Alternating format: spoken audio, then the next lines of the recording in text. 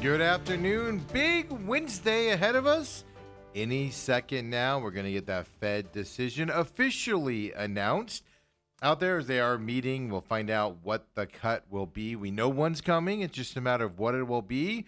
We're keeping our eyes on that as they're supposed to do it 2 p.m. Eastern, which makes it 11 a.m. our time here in Phoenix. And there it is, folks. Pops right up. Fed lowers the rates by a quarter point. Obviously, first cut since last year, but only the quarter point cut here, the Fed announcing. Right now, just hitting the market and the announcements now. And so, I'm Stephen McCollum for the next 30 minutes or so. We know that Federal Chairman Jerome Powell does a news conference here about 2:30 Eastern, so 11:30 our time. We get the meetings out, the dot plots, all of that. We'll cover what we can while we're here for the next 30 minutes or so. But we'll also focus on the market. As the markets are going to change, we know the quarter rate cut was kind of already into the marketplace. We'll have to see if there's any reactions to it out there. And let's get right into it. We know it's a quarter point cut. Let's go into it at the Market Watch. So kind of where we stand now, nothing really changed today. As you know, this literally just announced. We're not seeing a lot of movements here. Dow's up 317 points is where it's been all day. We're going to see big upticks. S&P 500's up 3 points right now. NASDAQ's down 94. Russell 2K, that small cap index, up 28 points right now. Bitcoin going backwards today, about 886 points. Back down to the high 115,919. So the decision literally just came out. We're already seeing some movement to the positive here on the stock market as things are starting to go up, get closer with the NASDAQ, see if that gets back down to zero. Something we'll watch here is obviously this is fluid here today, but the quarter point rate hike was already built into the market. We'll see how much it moves here for the rest of the day out there. But if you missed the big breaking news at the top, quarter point interest rate cut. They also said, coming out now, they see 2 more rate cuts coming this year, which means, in theory, another quarter point coming up as well in October, and then a quarter point in December as well is what they are looking forward to. That obviously will be good news for investors out there. So we'll keep a snapshot of this, and we'll see where the market is when we come back and look at it here in just a bit. Stocks we're paying attention to right now, these might have some movement here as well now that quarter point rate cut is official. Well, Lyft is the first one we're going to look at, ride-sharing stock out there. 12.68% is what it's been up, around 13% all day long. Well, the reason why riders are going to be able to use the Lyft app to hail robo-taxis, specifically from Waymo, when the service begins the next year. So Lyft getting into that autonomous vehicle, calling of the autonomous vehicles from their apps, lifts up 12.83% today based off of that news. Now let's look at American Express out there. Obviously, credit card, huge company. They were up 2.7% earlier. Right now it's at 1.85% as well. Best performing stock here today on the Dow Jones Industrial Average. Well, American Express obviously is going to benefit from a rate cut that the Federal Reserve just announced. It's going to mean interest rates are going to come down. People are going to use their American Express cards more frequently if rates come down. So the quarter point rate hike that was just announced is going to benefit American Express. We don't have the graphs for these, but Visa and MasterCard, well, they're up today as well. Earlier today, they were up based off of the expectation of a rate cut, helping those stocks out, helping their bottom line. Well, now that it's here, those stocks are also up today, Visa, MasterCard as well. So we're going to start seeing some of these industries show some benefit to this rate cut as well. And, yeah, got to get off these 20, 25, 30% interest rates on these credit cards out there because it's killing the U.S. economy. We have a story coming up on credit reports here later on in the program as well.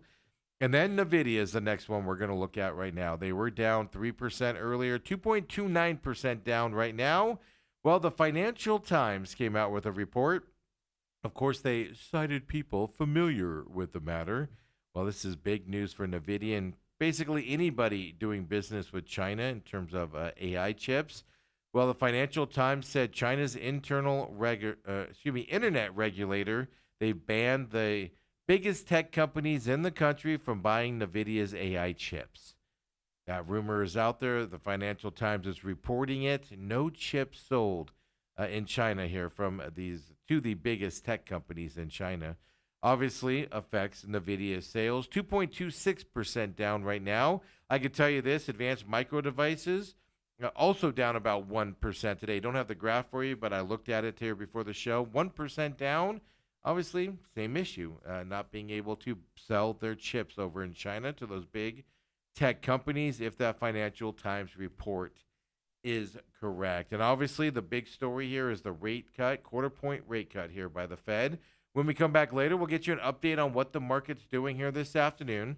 I expect some uptick from it, but not a ton of uptick. This quarter point cut has already been kind of built into the market as of now. Be more so like tomorrow and whatnot we'll look at. We'll see how stocks are doing as well. I mean, Workday's a stock we're going to look at. They're that human resources software company. Zillow Group is in the news as well. And then StubHub making its debut today on the New York Stock Exchange as well out there. So we'll look at those stocks coming up. And obviously, the big news is that Fed meeting that is concluding as of right now.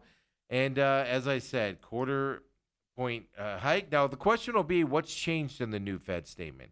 We know it's a quarter point a quarter point decrease in monetary policy, which is going to help a slew of industries out there. Then also they said they expect two more coming up for the rest of the year is what is out there now for the central bank policymakers. A lot of people are paying attention to that new Fed member that was just put in by the Senate on Monday night. So Tuesday was his first day. People are watching how he voted. The expectation was he wanted a half cut, rate cut there. Obviously, President Trump putting him into that position through the Senate. So people are going to pay closely attention to how he voted in this process and his first voting as well. I know some people are going to pay attention to Lisa Cook's vote as well. Of course, the one that is trying to be fired from that Fed position by the Trump administration out there and well. So those are the new things there. We are getting what the Fed's, the change in the wording is out there. Obviously, I think they're going to focus on unemployment rate increasing up, ticking up, and those things kind of driving the market more so than the inflation side is what we're looking at. Dow has now jumped over 400 points on the day after this announcement. So we'll check in on that here coming up. That's the big story, but we have some follow-up stories here as well as, sorry about that, folks. Let me get my computer running here. Well, like earlier this week, mortgage rates leading up to, and of course, mortgage rates don't follow the Fed decision. They do more of the Treasury yields, but last week, mortgage rates dropped to the lowest level since October of last year. So what does that mean? Well, it means this week we get a look at refinancing applications, new home purchases, etc. around mortgage rates. That reporting was out also here late yesterday. And applications to refinance a home loan, well, it jumped 58% last week. Obviously, that's compared to the previous week.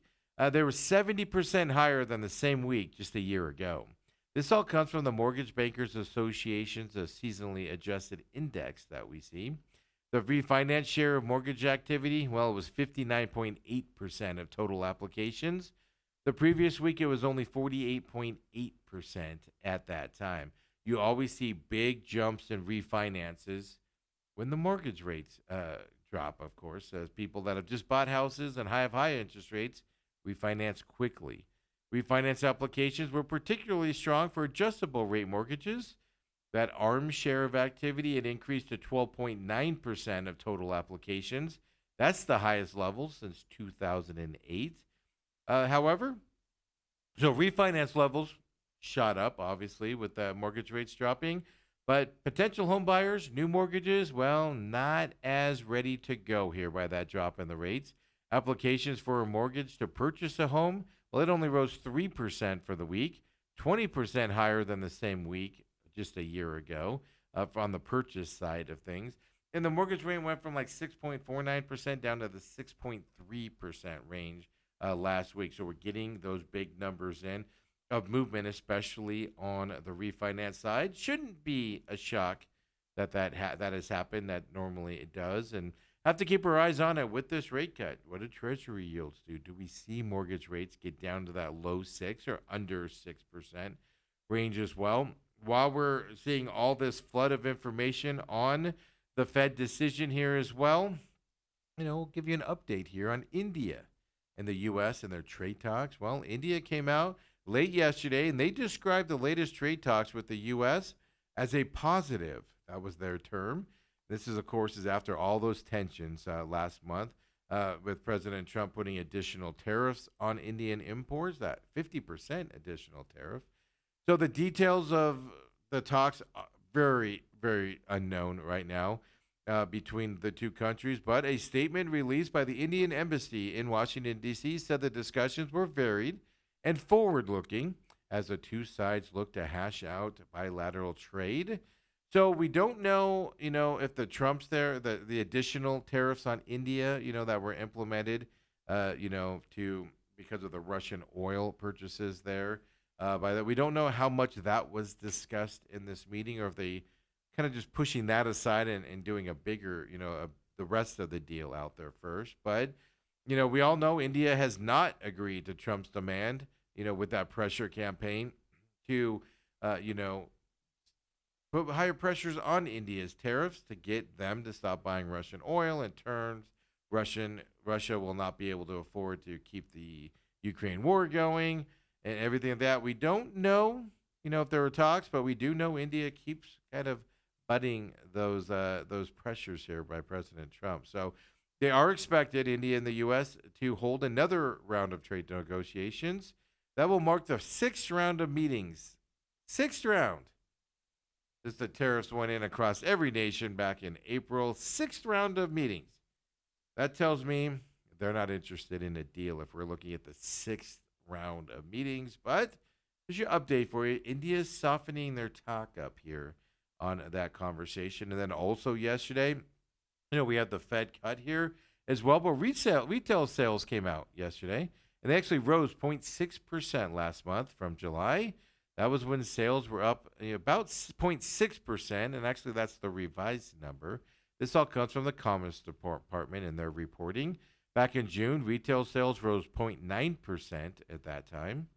So, an increase here, modest increase here of the 0.6% in the sales is, nominal increase, but it does show people still buying things, which means we'll have to delve in a little bit on this reporting, right? The August performance, it was also likely helped by the continued effect of Americans to keep pushing up their purchases, right? People buying things ahead of what they're expected to have price increases from the tariffs. Well, I better buy it now than later, right? Or buying more of something so they don't have to buy it when prices go up. All sales increases followed 2 straight months of spending declines in April and May. In the retail sector. If you want to exclude auto sales, well, they've been volatile, obviously, with the tariffs out there.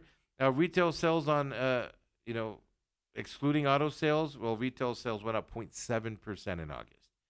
Sales at auto vehicle and part dealerships actually rose 0.5% in that same time period. So the data shows solid spending across several other, industries and outlets. Electric and appliance stores, well, they're up 0.3%. Online retailers saw a 2% increase. Businesses that do clothing, accessory retailers, they rose 1% last month as well. Restaurants are the only service component within this report from the Census Bureau that kind of talks about discretionary spending, right? Everything else, you need clothes, you need shoes, you need that stuff. So restaurants are absolutely a discretionary spending. Restaurant sales up 0.7% as well. Furniture and home furnishing stores, well, they were down 0.3%. Obviously discretionary there for furnishing and furniture as well. So restaurants continuing to be strong here, which means people are cautious about where they spend their money, if you want to dissect this report. But they're still willing to spend it. They're just more cautious of where they spend it at. out there. And that's where that restaurant and furniture kind of story kind of tells us here on that retail reporting. So, and then, we talked to you yesterday about TikTok. There's a framework out there. Well, the update here is it has formally been extended. Let's put it that way. That deadline to keep TikTok available in the United States. The new date, December 16th. We're almost to the point where it's going to be a full year of extensions here coming up to save TikTok here in the United States, right? Obviously, this hopefully we've been saying this for what 4 extensions now. We'll give them time to complete the framework and get the deal done here, right? That was announced on Monday between the Americans and Chinese governments earlier this week. The executive order signed yesterday by Trump was the fourth time he has bypassed federal law to prolong that deadline for TikTok, to stay open. Trump was asked yesterday about the framework deal that he announced a day earlier on Monday, and he repeated that he would discuss TikTok with Chinese President Xi Jinping on Friday when the two leaders talk. He said there has been companies that want to buy TikTok, and TikTok right now is owned by that Chinese company, ByteDance. And he said, President Trump said that details about his potential suitors would be announced soon. Stop me if you've heard that before, folks. We've heard that a lot out there, right? And then another update here, Bed Bath & Beyond. They opened that store in Nashville. Coming back, quote unquote, is what they're saying. Well, they've made a deal here to give them new locations quicker, right? And existing locations and taking them over. Bed Bath & Beyond announced it's completed a deal that would actually, give them these new locations. We don't know which ones yet, but they did announce the other day that they have a $10 million purchase of Kirkland's home name and other brand assets from the Home House Collective. And that deal has actually been completed as well for $10 million. So the company did not specify which one of Kirkland's home locations would be converted into Bed Bath & Beyond stores. The request for those locations from USA Today and CNBC I saw also asked that nobody responded to them on what will be kept and what will be discarded. Bed Bath & Beyond is attempting to make that comeback. They filed for bankruptcy, closed all of its stores back in 2023. As I told you, it just in early August, they just opened their first store there in Nashville. Had plans for a couple of other stores in that Tennessee area and, with the hopes of expanding. Their president that runs them there is Marcus Lemonis out there. And he said in August that they would not open Bed Bath and brick and mortar locations of Bed Bath & Beyond in California. He said the state as well as served solely through delivery because of their policies and opening stores, cost to open stores, etc. So it'll be interesting to see on these Kirkland stores which ones are kept, turned into Bed Bath & Beyond. But we might be seeing some Bed Bath & Beyond stores coming back here as well as they just quickly expanded their retail presence here again for that company. And top of the show news, of course, Fed lowers the rates quarter point. They do say they forecast 2 more rate cuts coming up. And here at the break, we'll continue to see what is being said. The Fed chairman talks at 2:30 Eastern, 11:30 our time to do his press conference. A lot of people pay attention to the words. People are paying attention to the new Federal Reserve person that was just voted in on Monday. They're paying attention to how he voted, how Lisa Cook voted, all of that. We'll talk a lot about it tomorrow, of course, as follow-up, but we'll keep you updated as the news breaks here on McCollum on Business. So come on back and join us. McCollum on Business, busy Wednesday edition.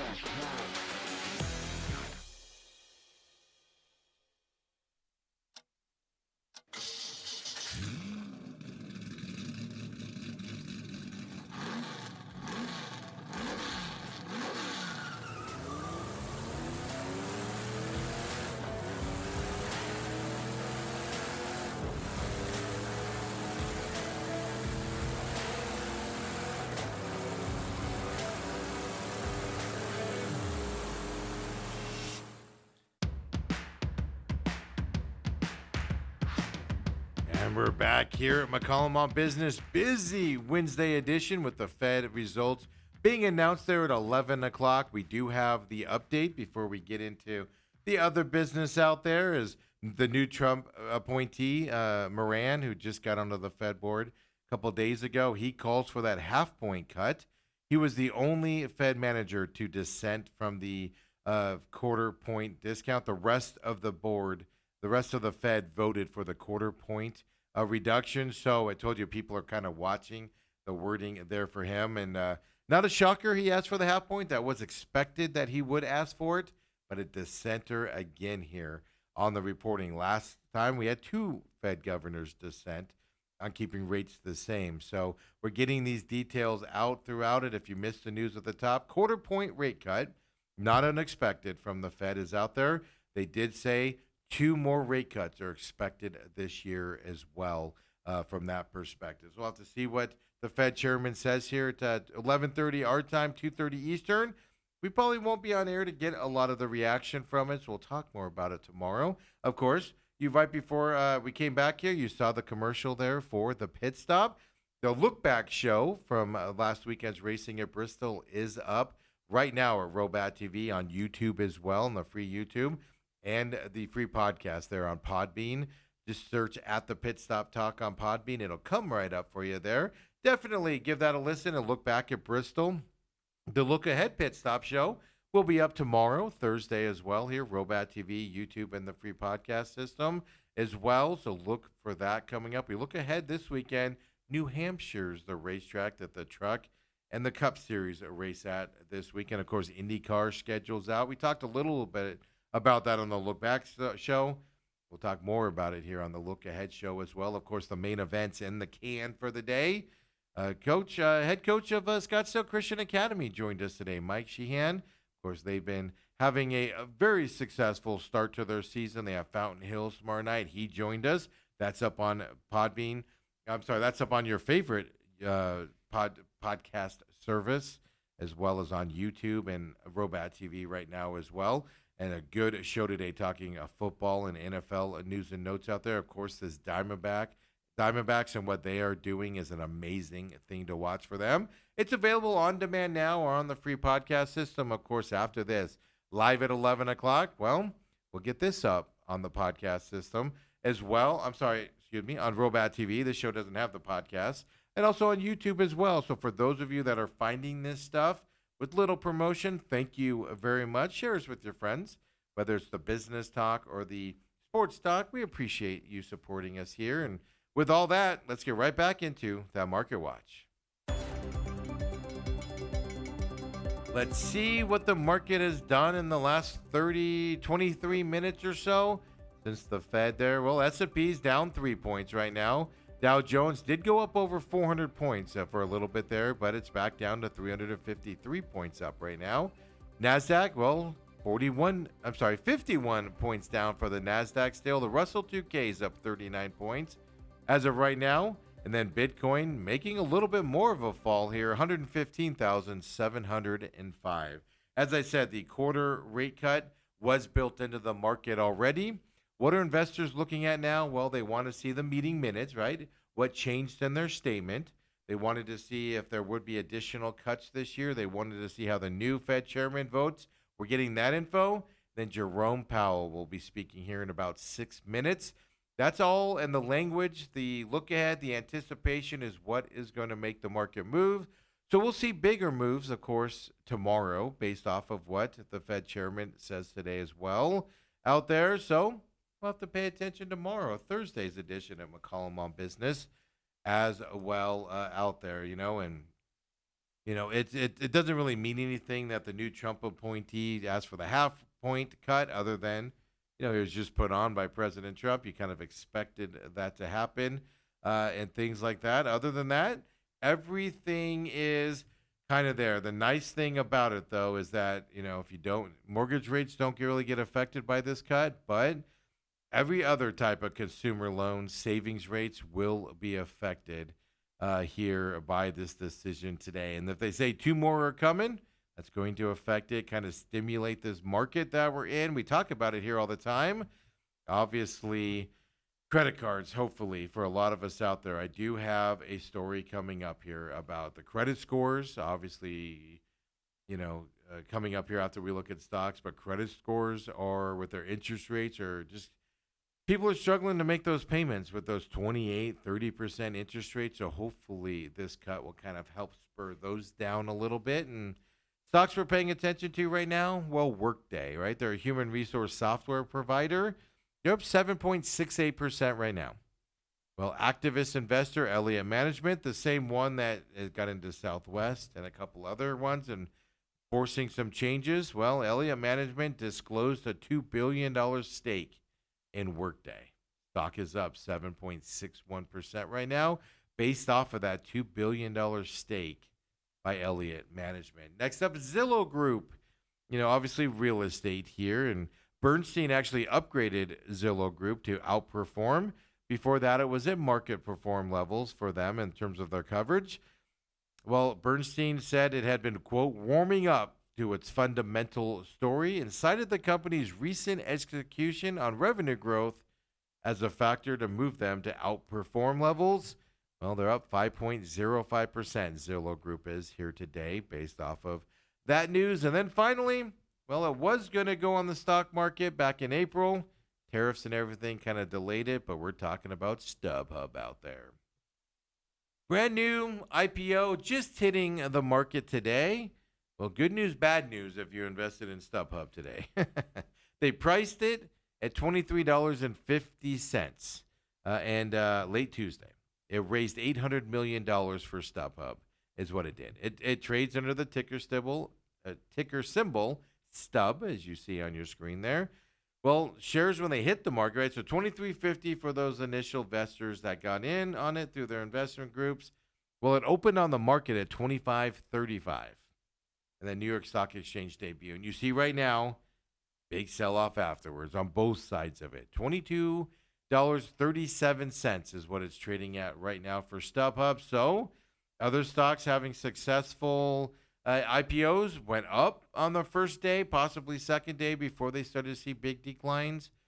StubHub's doing the opposite. It is coming down on it a little bit here, $22.31 right now. Even if you were the initial guys in there yesterday, $23.50, you're down here today as people are selling those off there for StubHub. And long-awaited IPO, delayed there for them and everything, and finally out there. And now let's talk those credit scores I've been telling you about as well. So we showed you American Express stock earlier, Visa, MasterCard all up, kind of anticipating that quarter rate hike. So interest rates come down a little bit on those, and credit cards affect credit scores immensely, right? And the national average credit score, well, it's officially dropped for 2 consecutive years. So it basically was at 718 points in 2023, 717 points in 2024. So not a huge drop, 1 point, but it does have a lot of symbolism in that one small number, right? Because now 2 consecutive years of it dropping. Well, now it's at 715 points here in 2025. FICO, who of course runs the credit reporting right now, came out with all this data and everything. So, some bigger jumps here this year. Well, we know that debt is an issue for a lot of Americans, and now debt is at a level that suggests the economy might be in worse shape than those headline numbers indicate. All the reports that come out says our economy is in fairly decent shape still.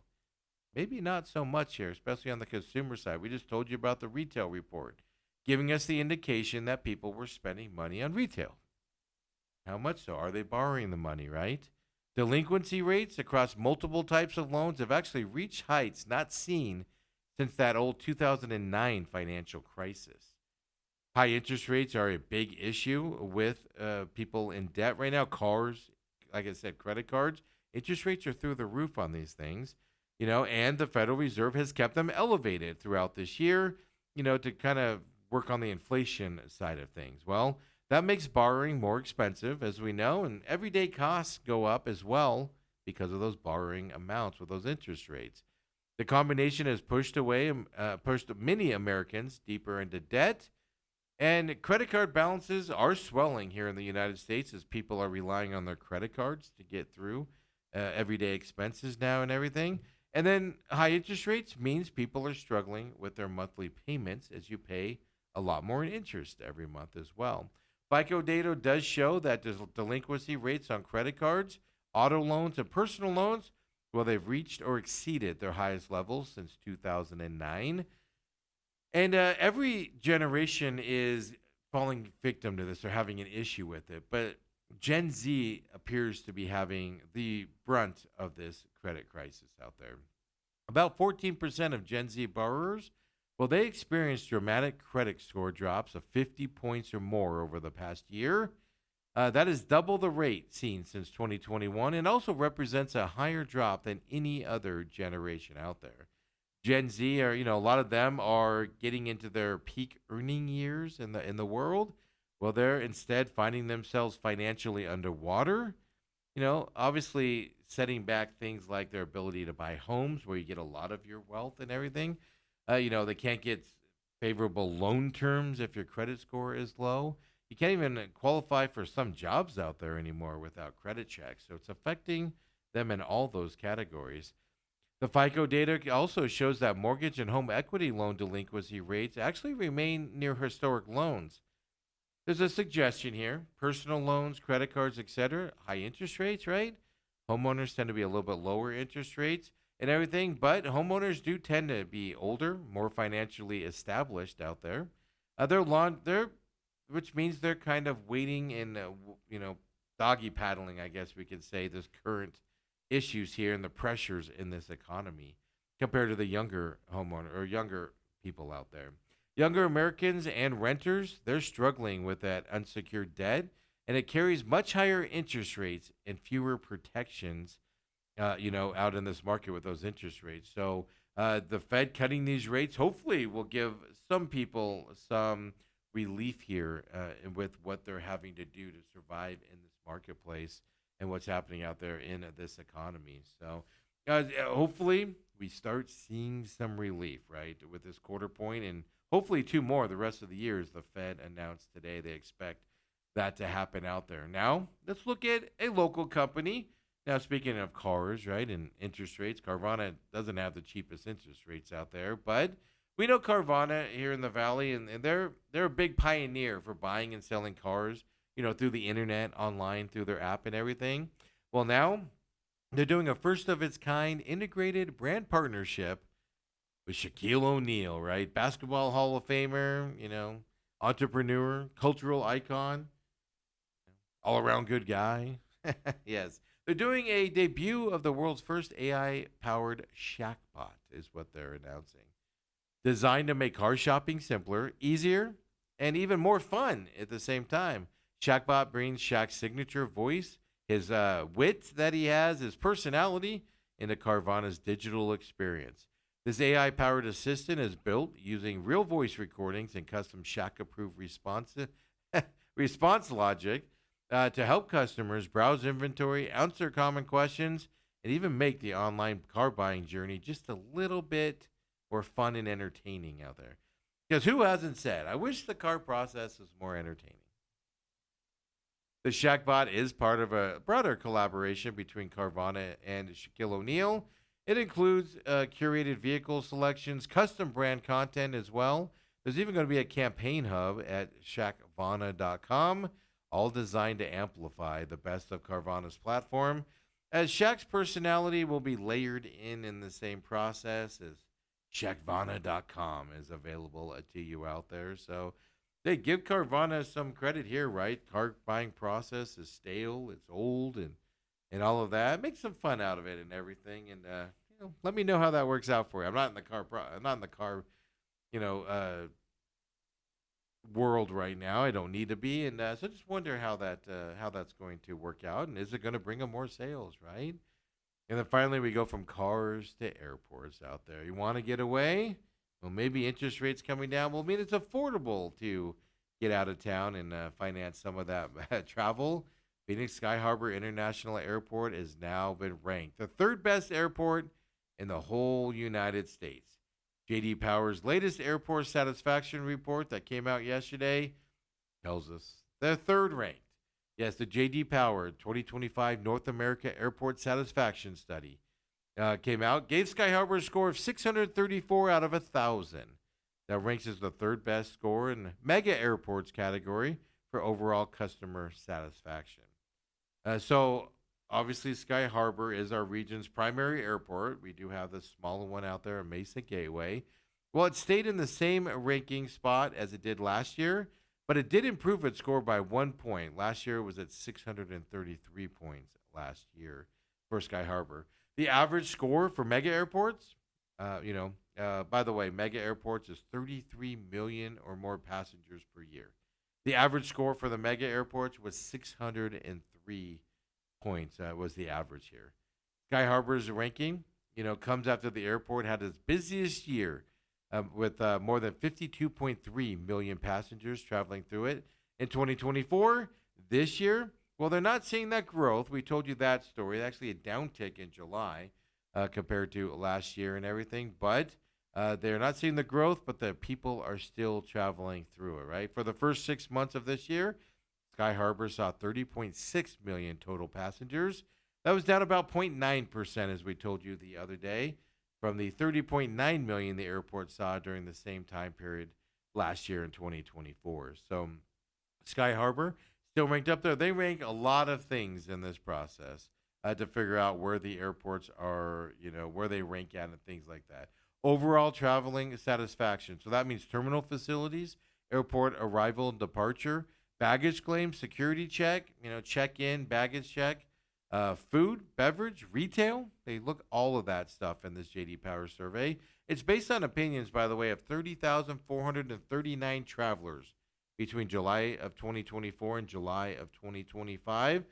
We'll take third, right? I mean, we'd rather have first, right? But we'll take third here for Sky Harbor Airport there. So, hey, the big news today, obviously, is the Fed lowering the interest rates a 1/4 point here today, forecasting 2 more cuts coming up the rest of the year as well. Federal Chairman Jerome Powell is speaking right now. He'll give some more details on where they see going. I do see the changes in their statements as well, out there, and they're basically talking a lot about unemployment and the employment side of things, more so than the inflation side. It looks like is what they're focusing on right now. And that was before they said inflation, even though it was coming down. They said the working side is still good. That's what they hid behind on doing a price cut. Once the business or the employment side started coming down a little bit, kind of forced their hand to do a 1/4 point cut here as well. 2 more coming up, they claim will happen. We'll have to keep our eyes on that. We'll keep an eye on this story, bring you any new details here tomorrow as well. Just to wrap up the show here, as I said, I don't expect big movement on the stock market today. Well, the Russell 2000 right now is up 36 points for the small cap index. S&P still down. NASDAQ's down as well. Dow Jones is down about to that 200-point level. Did hit 400 at one point after the announcement. The rate cut was built in there. It's going to depend on what the chairman says here during his speaking. And later on, we'll see some movement tomorrow on the stock market. We'll get you updated on all of that when you join us here, McCollum on Business. Everybody have a great Wednesday night. We'll see you tomorrow, folks.